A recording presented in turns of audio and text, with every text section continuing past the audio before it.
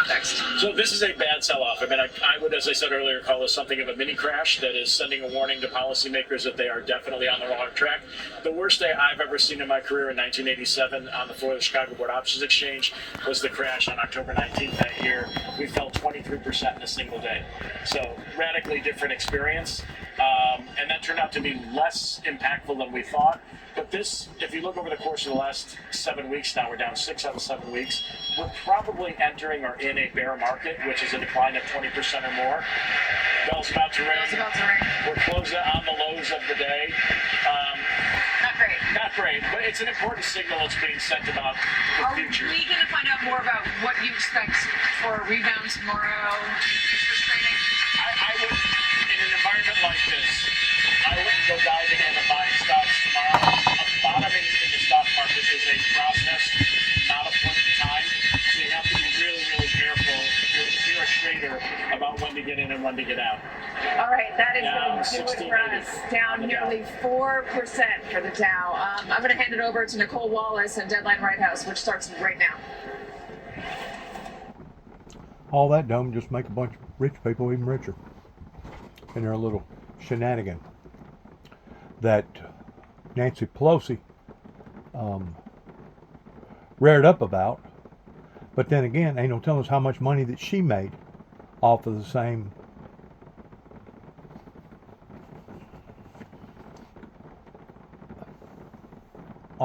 thing.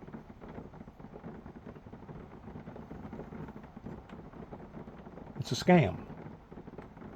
And it's all based around confidence, fear, and faith of what you're doing. I've always said the same thing about the currency, that the big people, rich people, they could have changed the American standards a long time ago by just changing the color of the ink going on all the money. Made it all purple, made it all yellow, made it all blue. Gave everybody 30 days, maybe 90 days to gather up all whatever money that you had collected and wherever else at. And once it hit that point, your money was no longer any good. That wouldn't have stopped it completely, but it would have slowed it down pertaining to the illegal trading that's going on today. And whenever I say illegal trading, I'm talking about drug money. I'm talking about immigrants working for basically pennies on a dollar, et cetera, et cetera, et cetera. This sellout right here was actually expected, especially the comments that I've heard today and last night since Donald Trump advertised about his liberation. If this is liberating, it's liberating the rich while the poor even get poor. This is awful. And it would probably do the same thing tomorrow.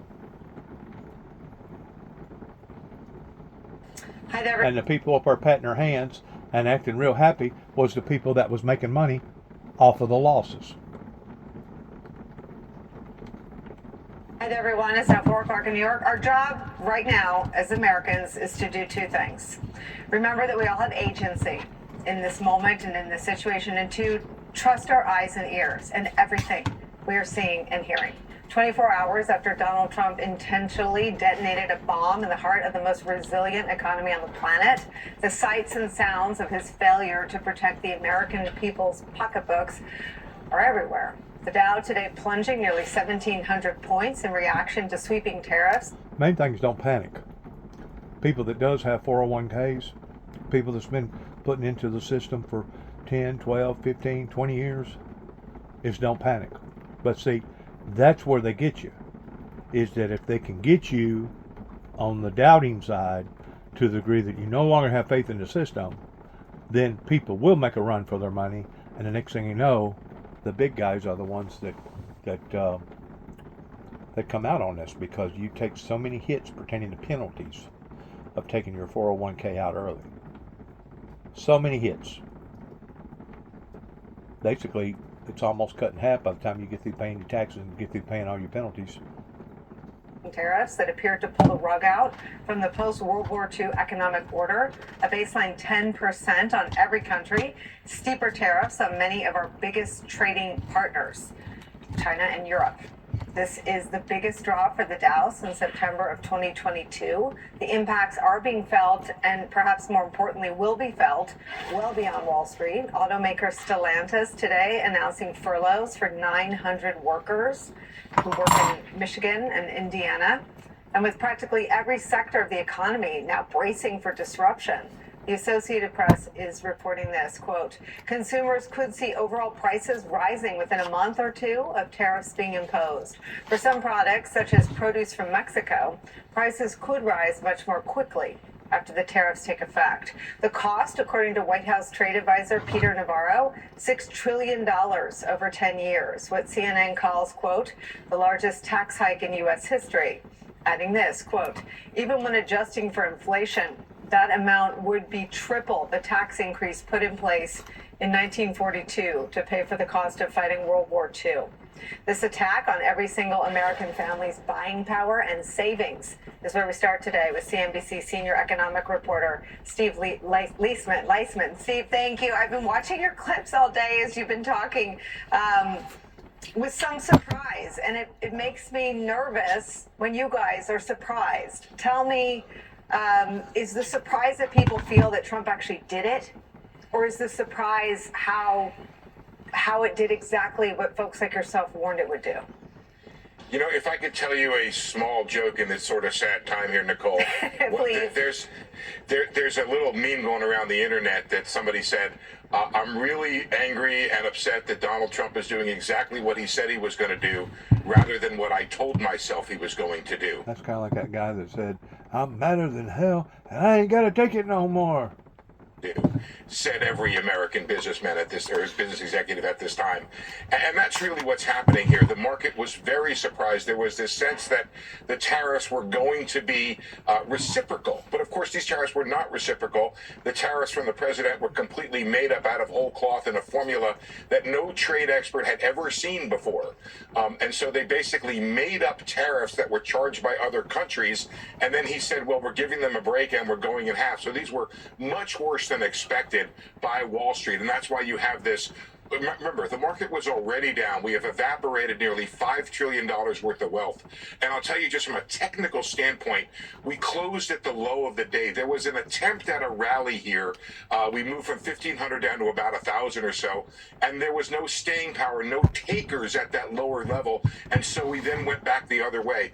What's happening here, Nicole, I think is a massive thumbs down from the market about what this means for stocks, what this means for the economy, what this means for jobs. What you have is you have forecasters are increasing their inflation outlook, they're lowering their growth outlook, and of course they're upping their recession chances. It's not a foregone conclusion we have a recession, but they're upping their recession chances here.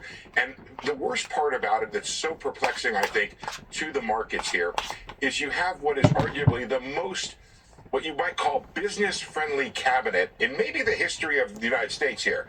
Billionaires, you have Donald Trump as a former businessman, you have Howard Lutnick ran Cantor Fitzgerald, you have Scott Bessent, the Treasury Secretary, ran a hedge fund, and they don't seem to care. They don't seem to be hearing the message of the market, which is a market that is screaming no mas. Steve, what do people think stops the roll? Or I don't even know if it's a roll, it's a careening, it's a dropping off a building. It's much more quickly than a roll. But because it is manufactured by Donald Trump, and because it is incompetently applied to no formula that makes any sense to anybody, what are the scenarios now? How does anyone plan, and what do folks say to Americans who have savings that they plan to retire with in months or the near term? So this is precisely the problem. There was a manufacturer who said that they were going to benefit from these tariffs. but he was not going to make any investment because he could not be sure that the tariffs would remain in place. Remember, these were on again, off again, on again tariffs. These were tariffs that were levied on Mexico and Canada, then taken off. There is no sense of any kind of order or regime to these tariffs, and that is part of what's inside of this sell-off today, which is not only is there a worse outlook on the economy, but there's an uncertainty premium built into these prices. It was really important, this idea of the attempt to rally that then failed or faded. And that's because we have this concept of, do you buy the dip or do you, sorry to mix the metaphor, catch a falling knife? And of course you don't want to catch a falling knife, which is the idea that maybe tomorrow we go lower again. I think the idea being, look, if the president stepped back, but at this point, Nicole, if the president said these are up for negotiations, I don't know if the market would believe him anymore. And it's very, very dangerous in a situation where the market is doing what it's doing and the president and his top lieutenants may not have the ability to talk the market down here. I know that sort of when my world of political journalism and your world intersect, it's sometimes around what I see you guys having conversations about the leaders. And I wonder how much the conversation has shifted to the leader who, as you said, surrounded by people who know better. I've looked everywhere for Mr. Bessent and pro-tariff, and I can't find a single nice thing he's ever said a tariff anywhere, ever. I've looked similarly for Mr. Lutnick's past comments about tariffs. There's no one in his cabinet who's ever said anything in their lives prior to being Trump cabinet officials about tariffs being good. How much of the analysis of the folks that you cover and the leaders you know and understand is about the mind of the man, and how much of it is about the economy? I think there's a rude awakening going on. I think there's an understanding that this is fundamentally different from the first administration, where there was a belief that there were people around the president who would perhaps curtail some of his worst economic urges. Right now, there's a sense that he has a series of people around him who are essentially going to rubber stamp what he's thinking and what he's doing. I mean, anybody who got behind this formula to figure out tariffs that ended up being on small island nations as well, and as you guys have been putting up some charts there, some of the poorest nations in the world, countries that send us wine and cheese and Mercedes, and the president says they're ripping us off, and even using the term rape and pillage to explain our basic trade relationships with our allies. I think there's a growing concern about the president and the idea, are his, what we believe to be perhaps his best business acumen, is it really being put to the side here in favor of an idea that we know the president has supported of tariffs since the 1980s, and here we go. We have to put our seatbelts on and figure all this out. We can't figure it out without you. We've all been watching you all day. Thank you for carving out some time to start us off. I'll put you on notice. We're going to need you. Thanks, Nicole. Thank you so much, Steve Leisman. For more, let me bring in my friend and colleague. And I still say it's reverse psychology. They're doing it intentionally so that they can bring in a brand new global system. That's what I think, because this is gonna affect people all over the world. Steve Ratner, he led the White House Auto Task Force This is a world market. under President Barack Obama. Also joining us, former director of the National Economic Council for Presidents Obama and Clinton, Gene Sperling's here, and MSNBC columnist, author of the newsletter To the Contrary, Charlie Sykes is here. Steve Ratner, I come to you, and I want you to pick up on this last point, this last conversation, and I love the story that Steve told there in the beginning.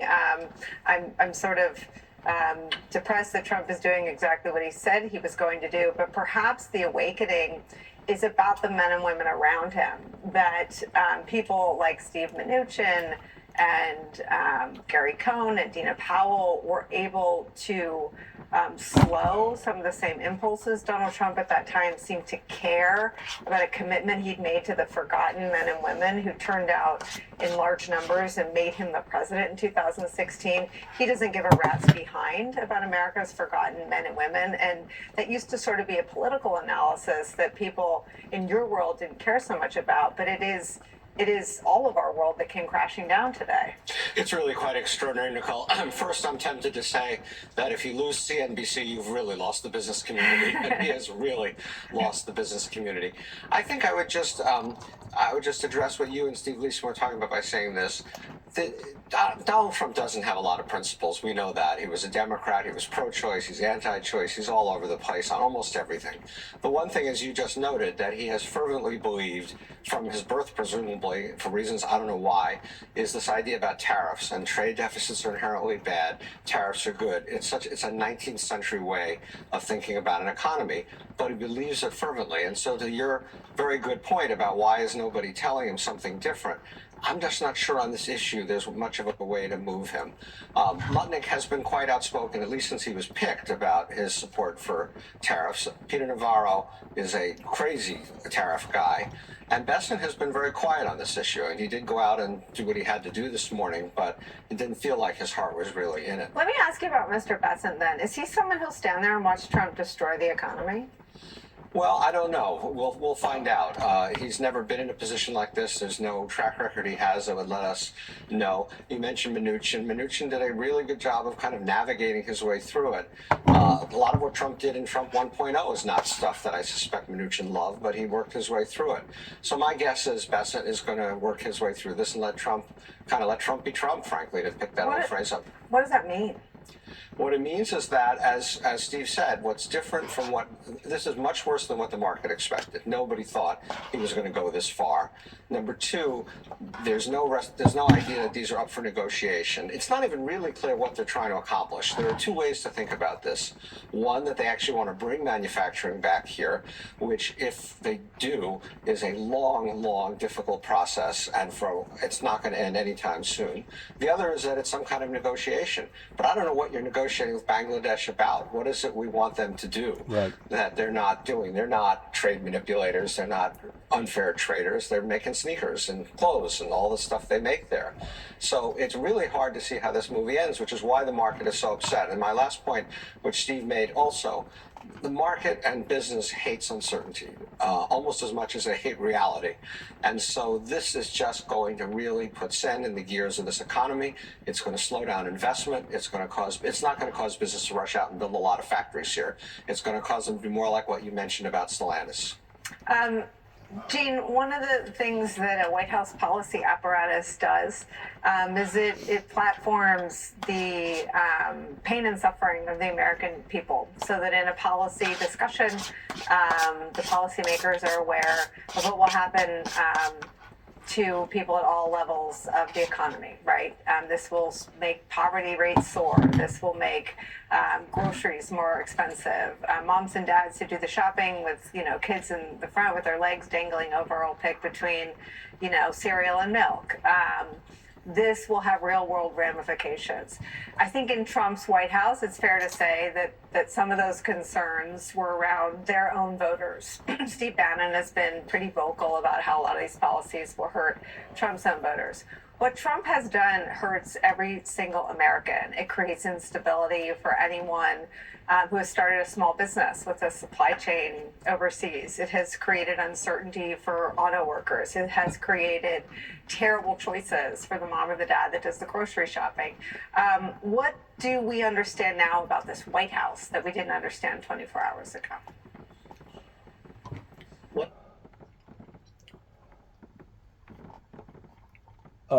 I would say eyes wide open shut, or something like that, as far as being an oxymoron and them knowing what they was going to do before they ever done it. And I still say they're deliberately running it off into the wall just like a NASCAR driver, because they know there's no way to repair it. The only way to even think about for it to be a self-sustainable entity is basically to kill it, to let it completely fall and then start from the ground up, because there's too much crookedness going on, there's too much bogus stuff going on, and it's turned into nothing but a sham. It wouldn't be no different if you was to walk up into a carnival and start throwing balls or doing whatever, thinking that you're going to win the little prize, and the whole time you ain't going to win the prize. The dealer, the house, always comes out on top, just like going to a gambling casino.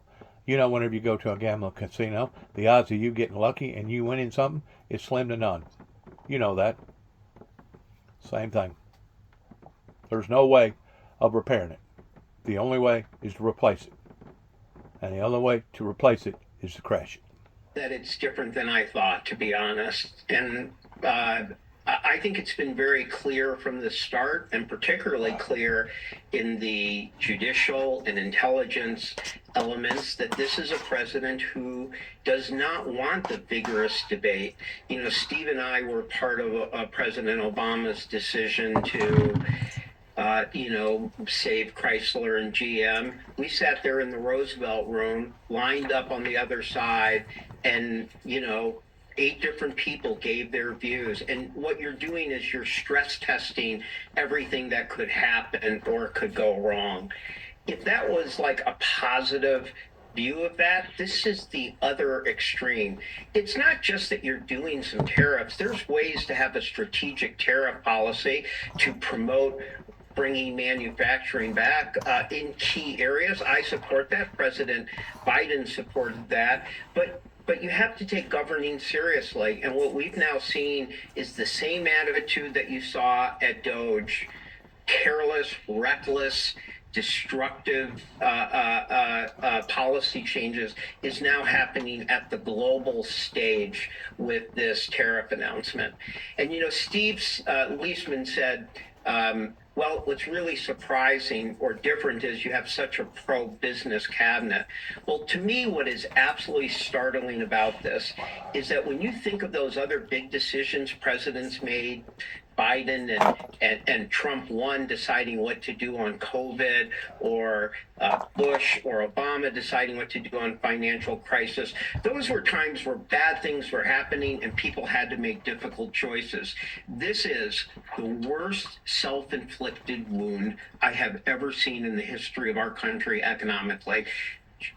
Donald Trump was going into what most people thought was going to be a beautiful soft landing. What made a lot of people upset was that he was going to take credit for the stable growth, lower inflation, low unemployment that Biden had done a lot of the work on. If I was advising him, I imagine if Steve was advising him, we'd say, whatever you do, don't disrupt this steady recovery, number one. And two, don't do anything to raise prices for ordinary families, because that is what created the anger at Biden that helped you get elected. And now you have, simply based on uninformed, reckless policies, you have such a fall in consumer confidence, such a fall in business confidence, so much massive uncertainty, not just at the business level that Steve Ratner said, but at the consumer and small business level, that for literally no reason, you have taken a steady, soft landing and now created trillions of dollars of wealth loss, a greater chance of recession and slowdown, and the worst is still yet to come for families who are going to see higher prices from iPhones to shoes and to groceries, and wonder what this was, and wonder what is going on, that this is certainly not what I voted for. Well, I mean, to your point, and the worst self-inflicted wound to the economy in history. It is difficult to find any reason or example why that wouldn't be precisely what we're living through right now. Voters seem to understand that. These are polls taken before the tariff announcement yesterday, and Trump's handling of the economy rates lower than President Biden's post-COVID lows. He's at 37% of all Americans who approve of his handling of the economy. In terms of cost, which was the issue that he rode to victory about 120 days ago, he's at 30% of all Americans that approve. That's 20% of his own voters who've lost faith on the issue that literally swung the election from the Democratic to the Republican column. And you're saying, Gene, that things are going to get worse. Say a little more. Well, Nicole, again, I think that, one thing I saw when we had the slowdown that took place around the debt limit scare in 2011 is that all you really need for an economy to slow down is for everybody to be uncertain and pause at the same time. And you are seeing the small business index, the Russell index, already in correction. You're seeing heightened uncertainty from small businesses. I mean, this is not complicated economics. You see all this. Are you more likely to build that new kitchen? Are you more likely to expand growth in the United States when you have this craziness going on? Are you more likely as a foreign country to want to invest in the United States? And I think when you have all that uncertainty at the same time, you can have quite a slowdown. And when I say the worst is yet to come, I mean, the stock market is reacting to the perception of bad things coming, either higher prices for people or squeezed profits. But we haven't actually seen a lot of the damage. It's just starting right now. And I think, I'll be honest, I am shocked, or I should say, it is an unusual thing that Americans would be so well informed on tariff policy and the fact that it's going to increase their prices. I don't know if you would have projected that 4 or 5 years ago, but after a few years where the number one issue for Americans has been high price levels, even with super low unemployment, great job growth, the best recovery in the world, they are so sensitive about prices that the Consumer Confidence Index at Michigan, the Conference Board, an academic study as well, have all found that people really fear the tariffs and they get it will raise their prices. That is stunning to me, and that's not just my gut feeling or opinion. That is the clear numbers that have shown in consumer confidence. Well, that's all just projecting it. Now people are going to start going to the store and seeing the harm, and they're going to find out the world is not as simple as a Trump campaign speech, that even if you want something to be located here, like Barbie dolls or pickup trucks, whatever it is, they have parts that come from other places that cost low. So I don't think a lot of Americans want to bring back manufacturing. I do. Autos, steel, electric batteries, the semiconductors, the industry of the future. But not a lot of people are saying, you know what I really want? I want a shirt here that's going to cost me an extra $100, or I want a pickup truck that's going to cost an extra $14,000. And Trump and his team so far seem absolutely blind to that reality, and you can't be blind to those things when you have such the heavy load, the heavy responsibility of the global and national economy on your shoulders. And you can't tell me, as smart as those people are, Elon Musk, all them rich people, including Donald Trump, that they done this unintentionally. Or, better than that they done this ignorantly. This was done intentionally to drive it off into the wall. That's the only way. And of course, whenever all these countries go to feeling the pain, the same as we're going to feel the pain, then maybe you can sit down at the negotiating table and you can reasonably come up with some sort of solution. And I've said that all along, until the rich or the whales or the big fish start eating the big fish. Right now they're still eating on the little fish, but eventually that's going to dry up. But when they start eating on one another, that's whenever somebody will sit down and make a new plan. And that's what has been done, and as far as I'm concerned, it was done intentionally. Now you can say whatever you want to say, but those people was not stupid in knowing what they was going to be doing up there in the White House. So we've got one mistake after another mistake after another mistake, and you tend to wonder, are they really mistakes? Are they really mistakes? See what I'm saying? Fool me once, shame on you. Fool me twice, shame on me. Well, the people have been bamboozled again. Gene Sperling, thank you so much for starting us off today. Invaluable insights. Thank you. Charlie and Steve, stick around. When we come back, it is not every day. This is what the media done. This is what the Republicans done whenever they chose that they was going to talk out of both sides of their mouth at the same time during the Reagan and the Bush's administration. This is what happens. So, regardless of which way it falls, how badly it is, how not badly it is, I just pray to God that mistakes like this will never be made again, because every time, it doesn't matter what leader that it was that rose against the Holy Father pertaining to God's people that was trying to live a righteous life, failed every time. Good luck to all of us. God bless America. God bless our troops. And heaven, please help us all. Shalom.